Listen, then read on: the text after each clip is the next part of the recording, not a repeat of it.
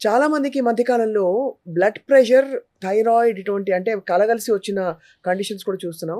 BP అసలు ఒక common కండిషన్‌గా మనం ఏజ్ రిలేటెడ్‌గా పక్కకి తోసేస్తూ ఉంటాం. ఉందిలే అందరికీ బీపీ ఉంటుందిలే అని.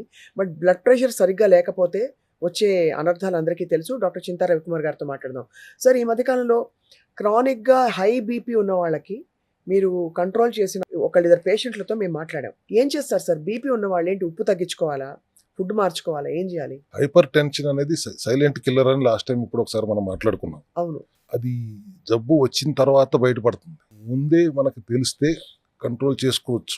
ఒక ఈ స్టేజ్ దాటిపోయిన తర్వాత అప్పుడు బీపీ బయట ఉంది అనేది తెలుస్తున్నప్పుడు it's going to make lots of effect on the body. ఆ బ్లడ్ ప్రెషర్ని మనం కంట్రోల్లో ఉంచుకోవాలంటే సోడియం అప్టేక్ తగ్గాలి, అయోడైజ్డ్ సాల్ట్ తగ్గాలి. కానీ థైరాయిడ్ ఇష్యూ ఉన్నప్పుడు కొద్దిగా అయోడిన్ అవసరం కాబట్టి సో ఈ కాంబినేషన్లో థైరాయిడ్ అండ్ బీపీ ఉన్నప్పుడు సోడియం అయోడైజ్డ్ సాల్ట్ని రెస్ట్రిక్టెడ్గా తీసుకుంటూ అల్టిమేట్ బ్లడ్ ప్రెషర్ ఎందుకు పెరుగుతుంది? సర్క్యులేషన్ తగ్గిపోతుంది కాబట్టి. బ్లడ్ సర్క్యులేషన్ తగ్గిపోతుంది, అయితే ఎక్సెస్ సర్క్యులేషన్ అవుతుంది.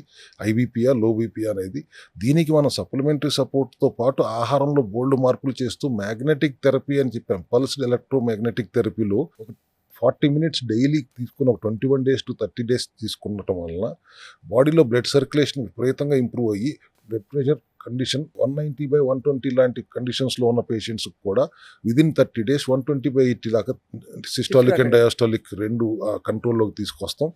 చాలా కేసులు చూసాం. 21 days డైరెక్ట్గా రాగలిగితే that is nothing like it. Otherwise people who are not available, ఇక్కడ లేరు, అన్ని రోజులు వచ్చి ఉండలేము అన్నప్పుడు దాన్ని బ్లడ్ ప్రెషర్ మానిటర్ చేయడానికి, బ్లడ్ సర్క్యులేషన్ ఇంప్రూవ్ అవ్వడానికి కావాల్సిన మెకానిజం అంతా వాళ్ళకి ఇచ్చి maybe it takes another 10-20 days more. Supplementary సపోర్ట్తో పాటు న్యూట్రిషనల్ కరెక్షన్స్ చేసి ఈ లేయర్ డీటింగ్ అనే formula, regular cell health formula implement చేస్తూ బ్లడ్ ప్రెషర్ కంట్రోల్లోకి నార్మల్గా 2 months నుంచి 3 months లోపు, మ్యాక్సిమం 100 days లోపు బ్లడ్ ప్రెషర్ని నెలకొకసారి మళ్ళీ చెక్ చేయించుకుని 2 రోజులు బీపీ ట్యాబ్లెట్ వేసుకోకుండా చెక్ చేసుకుంటూ దాన్ని ట్యాపర్ చేసుకుంటూ బీపీ ట్యాబ్లెట్ని కూడా ఒకేసారి కట్ చేయటం అనేది తప్పు కాబట్టి 100 days అయ్యేటప్పటికి బీపీ ట్యాబ్లెట్తో అవసరం లేని పరిస్థితికి తీసుకొస్తున్నాం.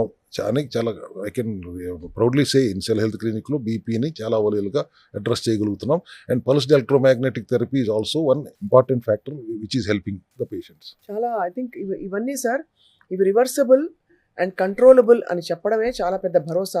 ఎందుకంటే మెడిసిన్ మీద ఆధారపడి ఆ సిమ్టమ్స్ సప్రెస్ చేస్తూ ఎవరికి ఇష్టం ఉండదు, whether it's diabetes or hyper tension or anything else for that matter. So తప్పకుండా ఐ థింక్ మరిన్ని కేస్ స్టడీస్ మీ దగ్గర మేము చూసామంటే పేషెంట్లకి అలాగే చూసే ప్రేక్షకులకు కూడా చాలా భరోసా కలుగుతుంది. Thank you very much sir. Thank you.